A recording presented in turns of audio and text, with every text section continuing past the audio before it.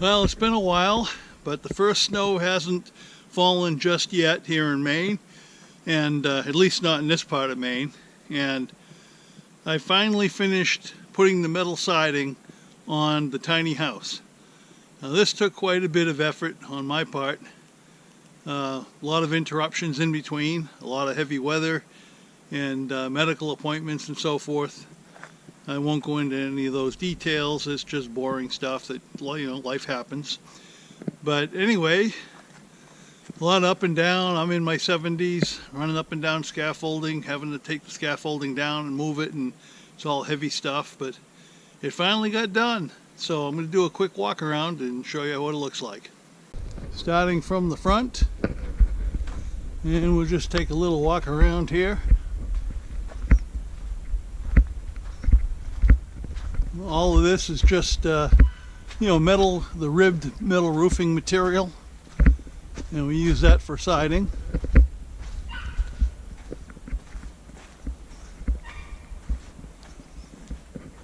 And the difficulty is where we have windows top and bottom and offset.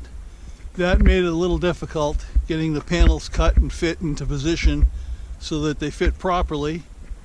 But if you looked in an earlier video or two, you saw that I made templates to make that job easier and get a more precise fit.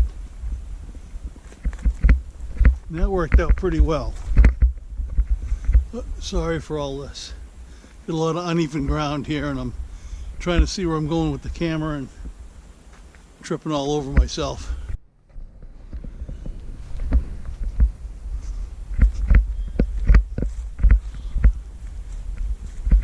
And back to the front. And look back over here. That was quite a job. This bracket on the front of the trailer, that white bracket, that is going to hold the condenser part of the Mr. Cool heat pump. And that's what's going to be used for both heating and cooling of the tiny house. And it's not permanently anchored in yet. It's just in position. I still have to work on that. So now most of the work is going to take place on the inside of the trailer.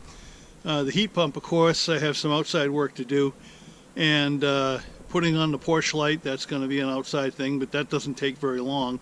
And also tying in the shore power hookup. That I also have to put in, but that doesn't take too long. Just putting a little hole in the front of the trailer near the base, and then putting the outside RV power receptacle onto it, but that doesn't take too long. So, but everything else is inside, and I can put a portable heater in there. I'll have power in there to run one, and so this winter I can work on all the wiring, the insulation, the siding and cabinetry, and all that stuff I can do in relative comfort, because I won't be out in the weather.